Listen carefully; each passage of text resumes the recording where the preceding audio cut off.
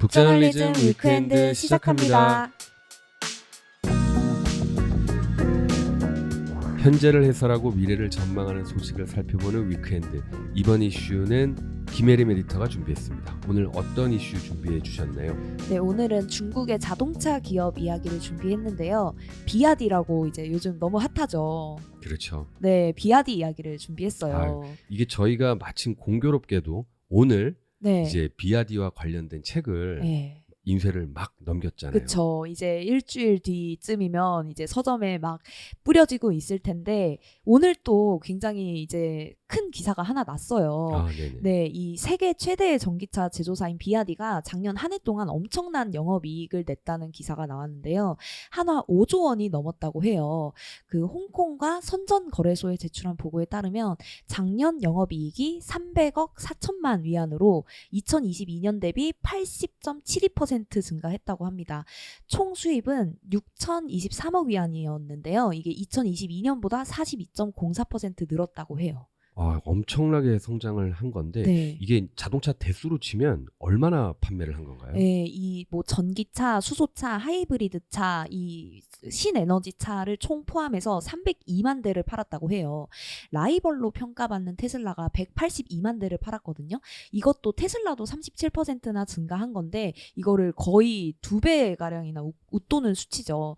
근데 뭐 다만 절대 다수는 이제 중국에서 팔렸다고 합니다. 야, 이게 참 뭐 중국 내수 시장의 그 덕을 봤다라고 할 수는 있겠지만 어쨌거나 테슬라를 넘어섰다라는 게 정말 인상적이네요. 네. 근데 저희가 뭐 이제 앞서 말씀드린 것처럼 비아디 책 준비하면서 비아디에 대해서 이제 공부도 많이 하고 네. 했는데 이 비아디 같은 경우는 원래는 배터리 기업으로 출발했었다라고 하더라고요. 네, 맞아요. 근데 지금도 배터리로도 엄청 잘 나가요. 최근에 SNE 리서치가 발표한 자료가 있는데 2023년 1월에서 12월 글로벌 전기차용 배터리 점유율에서 비아디가 CATL이 36.8%를 차지했는데 그 뒤이어서 15.8%를 기록하면서 작년엔 3위였던 게 2등으로 올라섰거든요. 그래서 중국이 뭐 CATL, 비아디, CALB, EVE 등 포함해서 총 6개 기업이 글로벌 10대 배터리 업체에 포함이 됐다고 합니다. 그리고 이 중국 업체들의 합계 점유율을 살펴보면 63.5%에 달했다고 해요. 그래서 중국이 지금 전 세계 배터리 시장에 좀 60% 이상이나 차지하고 있는 거니까 굉장한 강국이다 이렇게 볼 수 있겠죠. 예, 참 비아디가 뭐 작년에 자동차도 많이 팔았고 네. 또 배터리도 많이 팔았고 네. 어쨌거나 엄청나게 성장을 한 건데 사실 저희가 한 4년, 5년 정도 전에 출간했었던 그 북저널리즘 시리즈 중에 네네. 미래를 사는 도시 선전이라는 책이 있는데 거기에서도 이 비아디에 대해서 살짝 언급했었던 기억이 나네요. 네, 맞아요. 그 비아디를 얘기하려면 일단 선전이라는 중국 지역을 빼놓을 수 없는데 이 선전이 중국 남부 광둥성에 있는 도시예요. 여기가 중국 내 최고 중점 지역으로 분류되는 일선 도시 중 하나인데 중국의 일선 도시가 4곳이 있거든요. 뭐 베이징, 상하이, 광저우, 선전 이렇게 있는데 사실 나머지 3곳은 뭐 중국에서 있었던 그 여러 왕조들의 수도라든지 아니면 거점 도시로 운영되어 온 되게 긴 역사가 있는데 이와는 다르게 좀 선전 같은 경우에는 본격적으로 발전이 시작된 역사가 굉장히 짧아요. 그래서 1978년쯤부터 그 덩샤오핑이 개혁 개방의 필요성을 외치면서 비로소 이 선전이라는 도시가 주목받기 시작했거든요. 네, 이게 참 한 도시가 이렇게까지 어마어마하게 성장하기까지 한 4, 50년밖에 안 걸린 네. 셈인데 그 이제 책에서도 보면은 선전을 중국에서 가장 젊고 가장 빠른 도시다라고 설명을 했었던 기억이 나네요. 네, 맞아요. 뭐 알리바바, 바이두, 뭐 텐센트, 그리고 화웨이, 또 비아디까지 해가지고 모두 다 선전의 혁신 기업들이 본사를 두고 있습니다. 그리고 여기가 다른 중국 도시들에 비해서 공기가 엄청나게 깨끗하다고 해요. 2020년 기준으로 선전 공기가 무려 365일 중에 355일 동안 양호한 공기질을 나타냈다고 하거든요.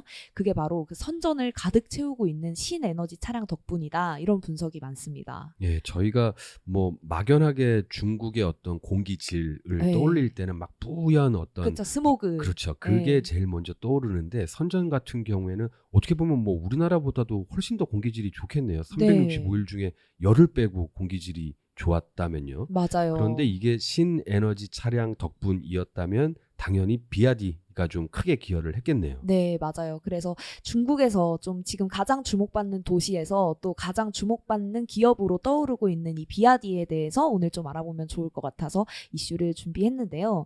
일단 이 비아디가 어떤 기업인지를 조금 알아보면 좋을 것 같아요. 일단 주요 사업 분야를 조금 보자면 자동차 분야에서 뭐 전장 부품, 센서, 배터리, 전력 반도체, 파워트레인 이 모든 그 분야들을 다 수직 계열화한 기업이거든요. 그래서 자체적으로 신에너지 차량을 완전히 제조할 수 있는 제조사입니다. 그리고 또 배터리를 포함한 여러 자동차 부품을 타 부품사나 다른 완성차 메이커에 납품하는 1차 공급 업체이기도 해요. 그리고 또 여기서 끝나지 않고 뭐 IT 전자기기 부품, 뭐 스마트폰 OEM 같은 걸 하기도 하고 모노레일 제작도 하고요. 신에너지 사업도 하고 뭐 ESS라고 하는 대용량 저장 장치 그리고 또 마스크 제조까지 하는 기업입니다. 야, 이게 지금 말씀해 주신 각각의 사업 분야가 다 다른 회사들이 하고 있다라고 예. 해도 무방할 만큼 한 회사가 하기에는 정말 사업 분야가 굉장히 넓네요. 맞아요. 근데 사실 이 모든 사업 분야를 관통하는 게 생산이라는 키워드예요. 이 비아디에서 일하는 사람들만 봐도 그게 보이는데 소속 직원이 총 57만 명이거든요. 그 중에서 생산 인력이 44만 2천 명을 차지하고 있습니다. 뭐 그 다음으로 기술 인력이 7만여 명, 그리고 행정 인력이 2만여 명, 영업 인력이 2만여 명 정도라고 하니까 정말 그 생산에 굉장히 초점을 맞추고 있는 기업이다 이렇게 볼 수 있을 것 같아요. 아, 이게 현대차가 임직원 수가 막 7, 8만 명 정도 수준으로 알고 네. 있는데 그러니까는 뭐 어마어마한 차이가 있게 아유, 큰 그쵸. 기업이네요. 이 비아디가 뭐 어떻게 시작된 기업인지 그 역사부터 한번 소개해 주시면 좋을 것 같습니다. 네, 그 비아디를 설립한 왕찬푸라는 사람 CEO가 사실 가난한 농부의 아들로 태어났어요. 그래서 굉장히 힘들게 살다가 사촌 형한테 250만 위안을 빌려서 1995년에 비아디를 설립합니다. 그래서 배터리 제조 업체로 처음에 출발을 했다가 1996년부터 휴대폰 등에 탑재되는 리튬이온 배터리를 생산하기 시작해요. 그래서 당시에 휴대폰 업계 최강자였던 뭐 모토로라, 노키아 이런 데에 배터리를 직접 공급하기도 했고 이런 좀 성과들에 힘입어서 2002년에 홍콩 증시에 상장을 했습니다. 예, 근데 참 뭐 계속해서 궁금한 지점이 이 배터리에서 시작한 기업이 어떻게 하다가 네. 자동차를 만드는 회사까지 성장을 한 건지 그 과정이 좀 궁금하네요. 맞아요. 이게 비아디가 배터리로 시작했다가 뭐 전자기기 제조 분야까지 사업을 확장하면서 되게 크게 성공을 했잖아요. 뭐 95년에 설립했는데 2002년에 상장한 거면 굉장히 큰 성공이라고 볼 수 있을 텐데 여기서 이제 왕찬푸가 좀 우리 여기서 멈추면 안 된다. 자동차 사업에 진출해야 된다라고 선언을 합니다. 근데 당시에 여러 경영진이나 뭐 주주나 이런 이해관계자들은 다 반대했다고 해요. 뭐 처음으로 진출하는 격인데다가 그 비아디가 여기에 본격적으로 진출하기 전에 자동차 회사들을 몇 개 인수를 했었는데 당시 인수한 곳 역시도 뭐 그렇게 경쟁력이 있다고 볼 수 있는 회사는 아니었거든요. 네. 예, 당시 뭐 경영진이나 뭐 주주 뭐 이해관계자분들이 반대할 수밖에 없었을 것 같아요. 뭐 사실 배터리 만들던 회사가 갑자기 우리 이제 자동차 시장에도 네. 진출하겠다라고 그쵸. 하면 뭐 주주 입장에서는 무슨 소린가라고 할 수밖에 없겠죠. 네. 근데 그럼에도 불구하고 그런 반대를 무릅쓰고도 결과적으로 이렇게 밀어붙인 이유가 어떻게 되나요? 네, 이게 사실은 뭐 이렇게 표현하면 좀 허무할 수도 있는데 배터리 기술과 자동차 산업이 결합하면 그만큼 상승작용이 있지 않겠느냐라는 게 이유였어요. 근데 사실 그것보다 더 큰 건 이 CEO인 왕찬푸의 고집이었다 이렇게 볼 수 있을 텐데 사실 왕찬푸의 백그라운드를 보면 그냥 배터리 인간이다 이렇게 봐도 무방하거든요. 뭐 배터리 관련 대학교를 졸업해서 배터리 관련 대학원을 다니고 대학원에서도 배터리 관련해서 연구를 하다가 대학원 자회사격에 있는 배터리 관련 회사를 운영하다가 배터리 회사를 설립하고 거기를 이제 최고의 배터리 회사 중 한 곳으로 키워낸 인물이니까 사실 배터리 전문가라고 볼 수는 있지 자동차는 잘 몰랐을 거거든요. 그런데 그렇기 때문에 이게 비아디가 처음 자동차 분야에 진출을 하고 나서 굉장히 삐걱거리게 됩니다. 뭐 처음에는 계속 적자만 나고 적자 폭도 계속해서 커져요. 그래서 아까 이야기했던 뭐 배터리 기술과 자동차 산업이 결합하면서 나는 상승작용은 뭐커녕 뭐 비아디의 밥줄인 뭐 배터리나 스마트폰 부품 사업에서 벌어온 돈을 다 그냥 자동차에다가 이제 몽땅 쏟아넣고 있는 거예요. 그래서 비아디가 뭐 유명 엔지니어 등도 스카우트 해오고 연구개발비에도 굉장한 돈을 쓰면서 316이라는 첫 차를 개발을 합니다. 근데 개발된 차가 너무 안 이쁜 거예요. 그래가지고 다들 실물 보고 입이 안 떨어졌다고 하거든요. 그래서 결국에 이 모델이 출시가 안 됐습니다. 왕찬푸의 고집에 비아디가 출시하는 첫 차는 무조건 성공해야 된다는 생각 때문에 이 모델은 출시를 안 했다고 해요. 아, 정말 대단한 결정을 한 것 같은데, 네. 근데 첫 차가 출시도 못할 만큼 엉망으로 나온 그렇게 만든 그런 네. 회사가 어떻게 이렇게 갑자기 빠른 시간 안에 급성장을 할 수가 있었죠? 이게 사실 다른 그 자동차 기업들을 보면 네. 엄청나게 오랜 역사를 자랑하는 곳들이 아. 있잖아요. 그러니까 테슬라 정도만 제외하고는 거의 다 100년 된 회사들인데 그렇죠. 이게 비아디는 어떻게 가능했을까요? 이게 비아디가 그래서 택한 게 카피캣 전략이었어요. 그 도요타에서 냈던 차 중에 베스트셀링인 세단이 있는데 코롤라라는 모델이 있거든요. 여기에서 그 헤드라이트 쪽에 살짝만 변화를 주고 그냥 거의 똑같이 베껴서 냈습니다. 여기에다가 근데 가성비를 살짝 더한 거죠. 비아디가 과거에 배터리 생산할 때 반자동 생산 설비를 깔아본 경험이 있거든요. 이걸 토대로 자동차 생산 설비도 유사하게 설계해서 코롤라의 기능 대부분을 똑같이 구현하면서도 생산 원가를 최대한 절감해서 코롤라 가격의 60에서 70%의 F3라는 모델을 출시를 합니다. 그래서 뭐 사실 그 도요타 입장에선 조금 억울할 수도 있겠지만 이거를 오히려 얘기를 하면 더 띄워주는 격이 될 수도 있잖아요. 그렇죠. 그래가지고 뭐 따로 이야기는 안 하고 다행히 이렇게 출시된 첫 차가 성공을 하게 된다고 합니다. 그리고 이런 비아디를 좀 알아본 사람도 등장을 하게 됩니다. 아, 그럼 이제 아마도 그 첫 차 출시를 성공하고 나서 이제 아주 눈 밝은 사람을 통해서 뭐 네. 투자를 유치를 한 건가요? 아, 네, 맞습니다. 비아디가 2008년 12월에 세계 최초의 플러그인 하이브리드 자동차 모델인 F3DM을 출시해요. 근데 워렌 버핏이 이 F3DM이 출시되기 전에 왕찬푸가 그리는 좀 전기차의 미래에 대해서 굉장히 높게 평가하면서 같은 해 9월에 18억 홍콩 달러로 비아디 지분의 10%를 인수를 합니다. 그래서 버핏이 인수하면 굉장히 화제가 되잖아요. 그래서 그렇죠. 이때 비아디가 이제 전 세계에 알려지게 되고 또 워렌 버핏이 투자했다라는 소식 자체가 알려지니까 그때까지만 해도 전기차를 개발하는 게 이게 뭐 가능한 사업 분야냐 그리고 밝다고 볼 수 있냐라는 굉장히 다양한 의문들이 있었는데 그런 근본적인 의구심도 워렌 버핏의 투자로 인해서 조금 조용해졌고 잠잠해졌다라고 해요. 아, 이게 참 뭐 2008년이면은 사실 뭐 2010년대 중반까지만 해도 그때까지만 해도 전기차가 이게 좀 비즈니스적으로 네. 좋은 분야이냐 막 이런 의구심들이 있었죠. 그리고 네. 뭐 테슬라조차도 이제 양산에 계속 실패를 하면서 이제 뭐 주요 다른 회사한테 이제 테슬라를 막 팔려고 하고 네. 원체 비즈니스가 안 되니까. 그렇죠. 근데 그런 시점이 도래하기도 훨씬 더 전인 시점인데 2008년이면 네. 무려 그 시기에 이제 워렌 버핏한테 네. 다른 사람도 아니고 워렌 버핏한테 투자를 받았네요.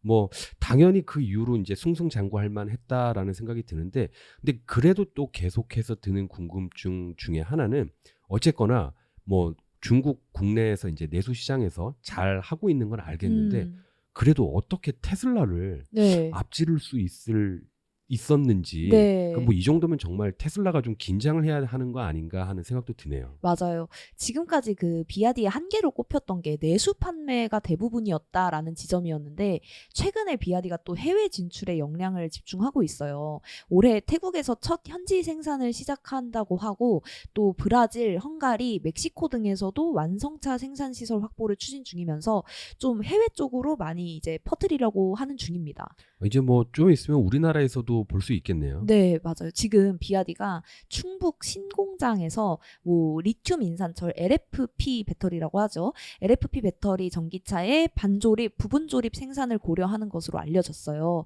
그래서 조립 방식으로 한국에서 전기차를 생산하면 국내 수요에 대응하는 거는 물론이고 또 FTA를 체결한 북미나 유럽 등으로도 수출을 할 수 있게 되거든요. 그래서 충북에 비아디가 만약 전기차 공장을 이제 본격적으로 세우게 되면 중국 기업이 국내에 세운 첫 완성차 공장의 사례가 됩니다. 그 중국 전기차 회사들이 정말 빠르게 성장을 하고 있는 것 같은데 그 어떻게 보세요? 결국에 테슬라를 따라잡게 그러니까 추월하게 될까요? 어떨까요? 그 부분이 굉장히 좀 이제 다양한 의견들이 오가는 것 같아요. 저희가 이제 곧 낼 그 진격의 비아디라는 책에서도 이제 굉장히 다양한 부분들을 보고 있는데, 비아디가 테슬라에 비해서 갖고 있는 한계는 그 브랜드 이미지 측면이 아무래도 가장 크겠죠. 그렇죠. 네, 테슬라는 막 처음부터 모두의 이목을 끌면서 뭐 머스크 같은 경우에도 이미 실리콘밸리에서 성공한 유명 인사였고, 그런 사람이 만든 자동차 기업이고 뭐 인공지능 기업이고 소프트웨어 기업이었는데, 비아디는 사실 그때쯤 이제 도요타 차량 어떻게 만들었는지 베끼고 있었으니까 그런 지점에서는 아직 테슬라를 따라잡기는 역부족이다, 이렇게 볼 수 있을 것 같습니다. 예, 아직도 그 테슬라 출시 초기가 막 기억이 나는 것 같아요. 그 당시만 해도 그 전기차라고 하면은 굉장히 이름 없는 회사들에서 이름 없는 저가 브랜드들을 뭐 어떤 테스트 삼아 만들고 있는 거의 네. 그 정도 수준이었는데 테슬라는 갑자기 로드스타라고 해서 막 빨강색 스포츠카 같은 맞아요. 그리고 굉장히 비싼 네. 그렇게 해서 아 이게 전기차가 그냥 무슨 뭐 골프 카트나 이런 것처럼 아주 가까운 거리를 잠시 왔다 갔다 하는 정도가 아니라 제대로 된 멋진 차구나라는 생각을 맞아요. 테슬라 때문에 처음 해봤었던 것 같은데 그 말씀해 주신 것처럼 비아디는 아무래도 좀 저가 이미지가 좀 강하잖아요. 네. 그러면은 비아디가 테슬라를 넘어설 전략은 뭐 어떤 것들을 구상을 하고 있나요? 비아디가 그 2023년에 중저가 라인에서 확장하는 데는 아직 좀 한계가 있다라고 느낀 것 같아요. 그래서 그 자사 라인업을 조금 럭셔리 쪽으로 많이 확장을 하고 있는데요. 그 비아디가 출시한 새로운 프리미엄 브랜드가 있거든요. 양왕이라는 이름의 브랜드인데, 여기서는 지금 수륙 양용 SUV 모델도 이제 내려고 하고 있고, 또 프리미엄 브랜드를 공식적으로 론칭하면서 이제 고급 전기차 시장을 겨냥하기 시작했습니다. 그런데 이거랑은 좀 반대되게 테슬라 같은 경우에는 지금 모델 3 가격을 계속해서 인하하고 있잖아요. 그러니까 서로가 이제 출발한 곳에 따라서 가는 방향이 조금씩 다른 것 같아요. 네, 그 참 출발한 방향이 다른데 어떻게 참 중간에서 지금 만난 만나려고 거죠. 그렇죠. 네. 이렇게 달려가고 있는 것 같은데 그 머스크가 옛날에 왜 비아디를 좀 조롱하고 그랬었던 예. 시기도 있었던 것 같은데 이제는 정말 확실히 긴장을 하고 있는 것 같네요. 가격까지 저렇게 계속해서 인하하는 맞아요. 거를 보면요. 네. 그 이제 일론 머스크가 2011년에 블룸버그 방송에서 비아디 차 보면서 쟤네 차 봤냐고 이제 막 폭소했다 뭐 이런 지점들, 이런 기사들도 나왔었는데, 그 지난 1월에 분기 기준으로 테슬라 판매고를 비아디가 처음으로 넘겼습니다. 이게 테슬라가 다른 업체한테 밀린 게 그냥 이 기업이 만들어지고 나서 처음이었어요.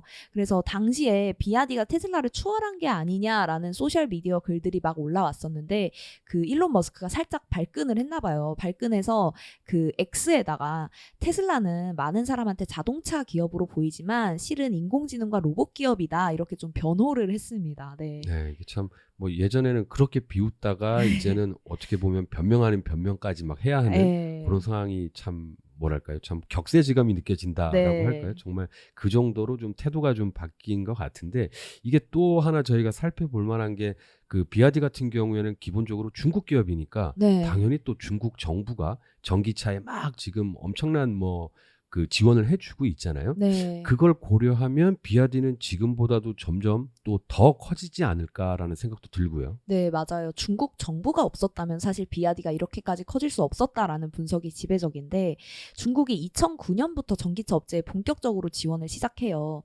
그래서 미국 컨설팅 업체가 이제 조사한 바에 따르면 2015년부터 2020년까지 비아디가 중국 정부로부터 지원받은 금액이 43억 달러로 추산된다고 하거든요.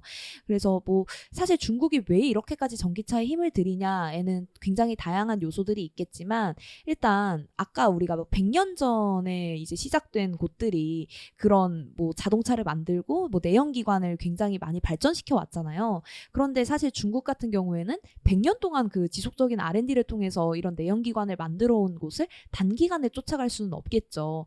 그래서 오히려 신에너지 차량 기술 쪽에 조금 더 집중을 해서 자동차 관련 미래 산업을 선점하려는 것 같아요. 그래서 더더욱 좀 비아디의 미래가 더욱 더 커지지 않을까 싶습니다. 네, 그 참 비아디라는 회사는 들으면 들을수록 되게 신기하기도 하고 또 매력적인 부분이 있는 것 같아요. 네. 배터리 회사에서 시작해서 이제 전기차 시장으로 넘어왔고 심지어 테슬라를 막 위협하고 있는 네. 그런 기업인데 저희가 이제 이런 미래가 기대되는 기업 비아디를 이제 샅샅이 분석한 책이 곧 이제 북저널리즘 시리즈로 이제 발간될 예정인데 제목은 진격의 비아디라고 하죠. 네. 요 책 이제 김혜림 에디터가 에디팅을 하셨는데 간단하게 한번 소개 부탁드릴게요. 네, 이 비아디의 탄생부터 시작해서 비아디의 포트폴리오는 어떤지, 그리고 비아디와 테슬라의 공통점과 차이점은 무엇인지, 그리고 또 이 전기차 시장이 한국 시장에 미칠 영향은 무엇인지까지 좀 다각도로 분석하고 있는 책이라서 비아디에 대해서 궁금하신 분들은 물론이고 전기차 시장의 미래가 어떻게 될지에 대해서 조금 의구심이나 의문을 갖고 있는 청취자분들에게도 굉장히 큰 도움이 될 책인 것 같아요. 그래서 오늘 위크엔드 들으시면서 관심 생긴 청취자분들은 이 책에 좀 주목해 주셔도 좋을 것 같습니다. 네, 북저널리즘 위크엔드는 북저널리즘 웹사이트와 애플 팟캐스트, 스포티파이, 네이버 오디오 클립, 유튜브에서도 만나보실 수 있습니다. 그럼 다음 주도 위크엔드에서 만나요.